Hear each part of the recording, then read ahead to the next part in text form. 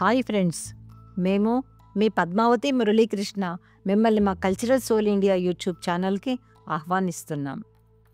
ఈరోజు మనం మధ్యప్రదేశ్లోని ముఖ్యపట్నమైన ఇండోర్లో ఉన్న ఖజరానా గణేష్ ఆలయం, కృష్ణాపుర ఛత్రి, రాజ్వాడా ప్యాలెస్, లాల్బాగ్ ప్యాలెస్, శ్రీ అన్నపూర్ణ మందిరం వంటి కొన్ని ముఖ్యమైన ప్రదేశాలను దర్శించుకుందాం.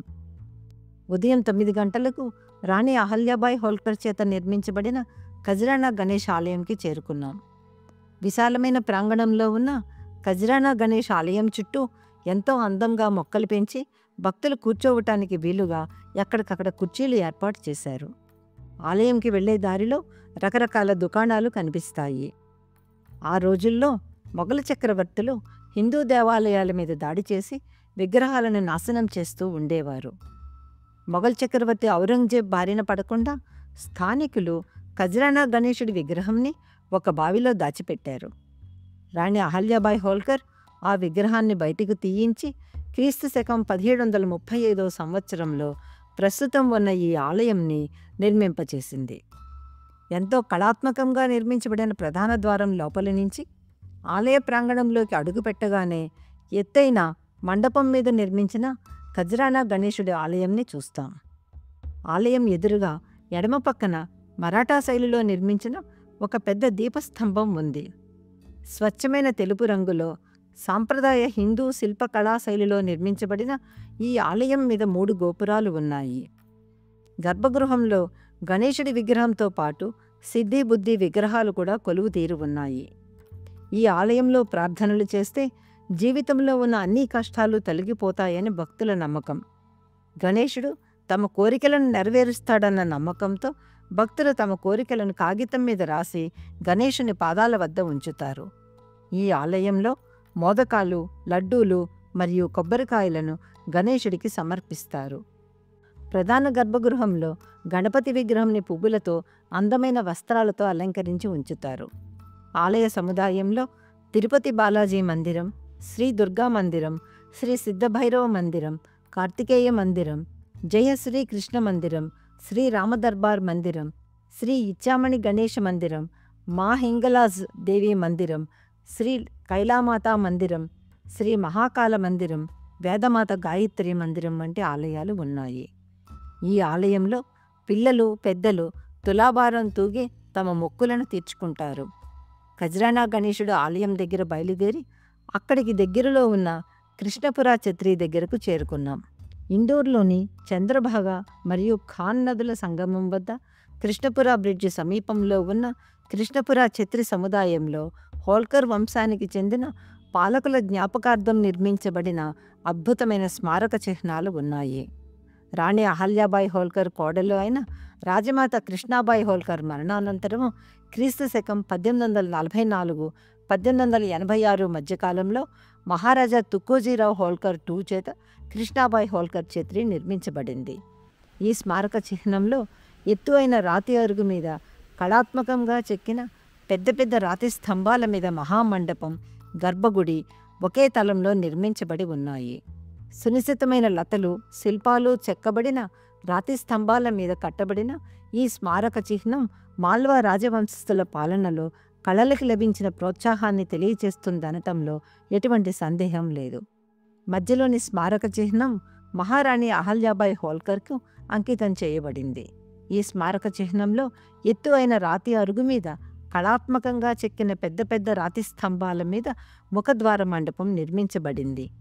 ఆ స్తంభాలపై శిలా తోరణాలు, ద్వారపాలకుల విగ్రహాలు చెక్కబడి ఉన్నాయి.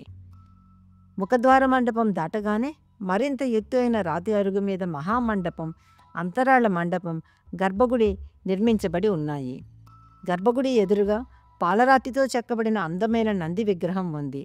మేము వెళ్లే సమయానికి గర్భగుడి తలుపులు మూసివేయటంతో లోపల శివలింగంని దర్శించలేకపోయాం. మహామండపంలోని స్తంభాల మీద చెక్కిన నగీషీలు, స్తంభాల మధ్య ఏర్పాటు చేసిన శిలా తోరణాలు చక్కటి పనితనంతో ఎంతో ఆకర్షణీయంగా ఉన్నాయి. మండపం పైకప్పు అష్టభుజాకారంలో రూపకల్పన చేయబడింది. స్తంభాలపై లతలని, డిజైన్లని ఎంత సునిశితంగా చెక్కారో గమనించండి. అంతరాళ మండపంకి 2 వైపులా గదులు ఉన్నాయి. గర్భగృహం లోపలికి వెళ్లే ప్రవేశ ద్వారం ఎంతో ప్రత్యేకంగా అలంకరించబడింది. మహారాణి హోల్కర్ స్మారక చిహ్నం బయట ఏర్పాటు చేసిన కిటికీలో మార్బుల్తో చెక్కబడిన గణేశుని విగ్రహం ఉంచబడింది. ఈ స్మారక చిహ్నం హోల్కర్ రాజవంశం వారి సాంస్కృతిక వారసత్వాన్ని ప్రతిబింబిస్తూ సందర్శకులను ఎంతగానో ఆకర్షిస్తోంది. అదేవిధంగా 1866లో మరణించిన మహారాజా తుకోజీరావు హోల్కర్ II మరియు 1908లో మరణించిన మహారాజా శివాజీరావు హోల్కర్ దహన సంస్కారాల స్థలాల వద్ద కూడా ఇదే విధంగా చిత్రులు నిర్మించబడ్డాయి. ఈ కట్టడాల యొక్క గోడలు మరియు పైకప్పులు హిందూ పురాణాలు మరియు హోల్కర్ పాలకుల జీవిత సన్నివేశాలను ప్రతిబింబించే అందమైన శిల్పాలతోటి అలంకరించబడ్డాయి. ఈ సముదాయంలో వివిధ హిందూ దేవతలకు అంకితం చేయబడ్డ చిన్న చిన్న ఆలయాలు ఉన్నాయి. ఈ ఆలయాలు అన్నీ శిలలపై చెక్కిన అందమైన శిల్పాలతో సుందరంగా అలంకరించబడ్డాయి. ఈ స్మారక చిహ్నాలు చారిత్రాత్మక ప్రాముఖ్యత కలిగి ఉండటమే కాకుండా వాటి మీద ఉన్న సునిశ్చితమైన శిల్పకళతో చూపరులను ఆకట్టుకుంటున్నాయి. ఈ స్మారక చిహ్నాల చుట్టూ అందమైన ఉద్యానవనాలు, చక్కటి నడక మార్గాలు మరియు మెట్లు నిర్మించబడ్డాయి. రాత్రి వేళల్లో ఈ స్మారక చిహ్నాల అందాన్ని హైలైట్ చేసే విధంగా ఏర్పాటు చేసిన లైటింగ్తో ఈ ప్రదేశం పర్యాటకులకు మరింత ఆకర్షణీయంగా మారింది. కృష్ణపుర ఛత్రి దగ్గర నుండి బయలుదేరి అక్కడికి 15 నిమిషాల దూరంలో ఉన్న రాజ్వాడా ప్యాలెస్ చేరుకున్నాం. ఇండోర్ పట్టణం నడిబొడ్డున ఉన్న రాజ్వాడా ప్యాలెస్ హోల్కర్ రాజవంశ పాలకుల రాజప్రసాదంగా ఉపయోగించబడిన ఒక ప్రముఖమైన చారిత్రక కట్టడం. మల్హర్రావు హోల్కర్ తన కుటుంబ సభ్యుల నివాసం కోసం క్రీస్తు శకం 1747లో ఈ రాజ్వాడా మహల్ నిర్మాణాన్ని ప్రారంభించాడు. 1801లో సేనాపతి సర్జేరావు గట్కే ఇండోర్ మీద దాడి చేసినప్పుడు రాజ్వాడా మహల్ తొలిసారి ధ్వంసమైంది. హోల్కర్ ప్రధానమంత్రి తాత్యాజోగ్ నిరంతర కృషి వలన 1826 నుంచి 1833 మధ్య ప్రస్తుత భవనం నిర్మాణం పూర్తయింది. దురదృష్టవశాత్తు 1834లో అగ్ని ప్రమాదం సంభవించినప్పుడు చెక్కతో నిర్మించిన ఒక అంతస్తు ధ్వంసమైంది. హోల్కర్ వంశస్థులు దత్తత తీసుకున్న తుకోజీరావు II యొక్క పట్టాభిషేకం ఈ భవనంలోనే జరిగింది. మొదట రాజ్వాడా మహల్ వెనుక భాగంలో ఒక అద్దాల మందిరం, భూగర్భ మండపం మరియు ఆకర్షణీయమైన తోట ఉండేవి. అయితే 1984లో జరిగిన అల్లర్లలో అవి అగ్నికి ఆహుతయ్యాయి. 2018లో ప్రభుత్వం ఇండోర్ స్మార్ట్ సిటీ పథకం కింద ఈ భవన నిర్మాణాన్ని పునఃప్రారంభించి 2022 నాటికి ప్రస్తుత స్థితికి తెచ్చింది. ఒక ఇరుకైన మెట్ల ద్వారం మీదుగా మొదటి అంతస్తులోకి వెళ్తున్నాం. అందంగా చెక్కబడిన నల్లరాతి స్తంభాల మీద ఏర్పాటు చేసిన శిలా తోరణాలతో ఈ కట్టడం ఎంత రాజసంగా కనిపిస్తుందో చూసారా? హోల్కర్ కుటుంబ దైవమైన మల్హారీ మార్తాండ దేవస్థానం ఈ భవనంలోనే ఉంది. ప్యాలెస్లోని మ్యూజియంలో హోల్కర్ వంశచరిత్ర మరియు సాంస్కృతిక సంపదను తెలియజేసే కళాఖండాలు, చిత్రాలు మరియు పత్రాలను ప్రదర్శనకు ఉంచారు. రాజ్వాడా మహల్ నిర్మాణంలో మొదటి 3 అంతస్తులు రాళ్లతో నిర్మించబడి రాజ్పుత్ నిర్మాణ శైలిని ప్రతిబింబిస్తుంటే 4వ అంతస్తు నుండి 7వ అంతస్తు వరకు మరాఠా శైలిలో చెక్కిన చెక్క పనులు ఎక్కువగా కనిపిస్తాయి. వాస్తుశాస్త్రపరంగా ఈ భవనం ముస్లిం, రాజ్పుత్, మరాఠా మరియు ఇటాలియన్ శైలుల మిశ్రమం అని చెప్పవచ్చు. భారీ కలుపుతో తయారైన ప్రవేశ ద్వారం మరాఠా శిల్పకళా వైభవంను ప్రతిబింబిస్తుంది. చుట్టూ ఉన్న గ్యాలరీలు మరియు మెట్లతో ఆకర్షణీయంగా ఉన్న అంతరంగిక ప్రాంగణం రాజోత్సవాలకు ప్రత్యేకమైన వేదికగా నిలిచేది. ప్యాలెస్ డిజైన్లో మొఘల్ శైలిని గుర్తుచేసే గోపురాలు, పాశ్చాత్య శైలిని గుర్తుచేసే ఫ్రెంచ్ కిటికీలు మరియు మరాఠా శైలిని గుర్తుచేసే అందమైన చెక్క పనులు కలిసిపోయి కనిపిస్తాయి.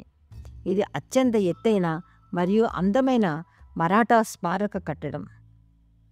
ఈ భవనంలో ఎన్నో సాంస్కృతిక కార్యక్రమాలు, లైట్ అండ్ సౌండ్ షోస్, ప్రదర్శనలు నిర్వహించబడుతున్నాయి. మాల్వా సంస్థానం యొక్క జ్ఞాపకాలను సుమారు 250 సంవత్సరాలుగా చరిత్ర పుటలలో భద్రపరుస్తూ మనకి దర్శనమిస్తున్న రాజ్వాడా మహల్ తప్పక దర్శించుకోవాల్సిన ప్రదేశం. రాజ్వాడా భవనం వెనుక వైపున మల్హరీ మార్తాండ మందిరం దగ్గరకు చేరుకున్నాం. మరాఠా యోధుల వంశానికి చెందిన హోల్కర్ రాజవంశం మహాశివుని రూపమైన మల్హరీ మార్తాండను తమ కులదైవంగా, యుద్ధ విజయాల దైవంగా పూజించేవారు. మరాఠా యోధులు యుద్ధానికి వెళ్లే ముందు ఈ దేవాలయంలో ప్రత్యేక పూజలు నిర్వహించి విజయ ఆశీర్వాదాలు తీసుకునే సంప్రదాయం ఉండేది. 1984లో జరిగిన అల్లర్ల సమయంలో రాజవాడ భవనంలోని కొన్ని భాగాలు ధ్వంసమైనప్పటికీ మల్హరి మార్తాండ దేవస్థానం మాత్రం కాలానికి ఎదురొడ్డి నిలిచింది. రాజవాడ పునర్నిర్మాణం తర్వాత ఈ దేవాలయం మరింత ఆకర్షణీయంగా మారింది. ఇక్కడి నుంచి బయలుదేరి లాల్బాగ్ ప్యాలెస్ చేరుకున్నాం.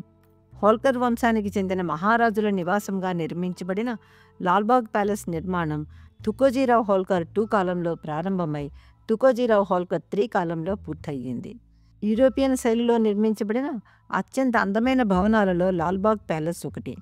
ప్యాలెస్ లోపలి భాగంలో ఉన్న మెరుస్తున్న ఫ్లోరింగ్, భారీ షాందలీర్ లైట్లు, ఖరీదైన ఫర్నిచర్ మరియు అందమైన వాల్ పెయింటింగ్స్ పర్యాటకులను ఆకర్షిస్తాయి.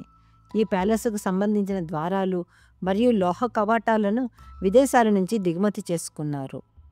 హోల్కర్ రాజవంశం సాంస్కృతిక మరియు రాజకీయ కేంద్రంగా కూడా లాల్బాగ్ ప్యాలెస్ వ్యవహరించింది. ప్రస్తుతం లాల్బాగ్ ప్యాలెస్ను దర్శించడానికి పర్యాటకులను అనుమతిస్తున్నారు. అక్కడి నుండి బయలుదేరి శ్రీ అన్నపూర్ణ మందిరం దగ్గరకు చేరుకున్నాం. శ్రీ అన్నపూర్ణ మందిరం అన్నపూర్ణాదేవికి అంకితమైంది. 20వ శతాబ్దంలో దక్షిణ భారత ద్రవిడ నిర్మాణ శైలిలో పాలరాతితో నిర్మించబడిన ఈ దేవాలయ నిర్మాణం శిల్పకళా దృష్ట్యా ఎంతో విశిష్టంగా ఉంది. లక్ష్మీదేవి యొక్క ప్రతిరూపమైన అన్నపూర్ణని అన్నపానాదులను ప్రసాదించే దేవతగా పూజిస్తారు. ఈ ఆలయం గోపురాలు, శిల్పాలు మరియు కట్టడంలో కనిపించే సున్నితమైన శిల్పకళ పర్యాటకులను ఆకట్టుకుంటుంది. గర్భగృహంలో ఉన్న అన్నపూర్ణాదేవి విగ్రహం చాలా అందంగా, శ్రద్ధతో అలంకరించబడి ఉంది. ఆలయంలో ఉన్న శివలింగం ఈ ప్రాంతానికి ప్రత్యేకమైన ఆధ్యాత్మికతను అందిస్తుంది. ఆలయ గోడలపై చెక్కబడిన వివిధ దేవతల శిల్పాలు, పురాణ ఘట్టాలు ఆలయ ప్రత్యేకతను ఇనుమడింపచేస్తున్నాయి. ఆలయ ప్రవేశ ద్వారం వద్ద ఉన్న భారీ రాజగోపురం దక్షిణ భారత ఆలయ శైలిని ప్రతిబింబిస్తుంది. ఈ ఆలయంలో ప్రతిరోజు భక్తులకు ప్రసాదం అందించబడుతుంది. నవరాత్రి మరియు దీపావళి పండుగల సమయంలో ఈ ఆలయం ప్రత్యేకంగా అలంకరించబడుతుంది. మా తర్వాత వీడియోలో ఇండోర్కి 40 కిలోమీటర్ల దూరంలో దేవాస్ పట్టణంలో ఉన్న శక్తిపీఠాలలో ఒకటి అయిన తుల్జా భవానీ ఆలయంని, చాముండి ఆలయంని దర్శిద్దాం. మేము దర్శించిన ప్రముఖ పుణ్యక్షేత్రాల యొక్క ఆధ్యాత్మికత మరియు చారిత్రాత్మక విశేషాలను వివరిస్తూ మా కల్చరల్ సోల్ ఇండియా యూట్యూబ్ ఛానల్లో పోస్ట్ చేసిన వీడియోలను చూసి మీ అభిప్రాయాలను కామెంట్స్ రూపంలో తెలియజేసి మా ఛానల్ని తప్పక సబ్స్క్రైబ్ చేసుకోండి.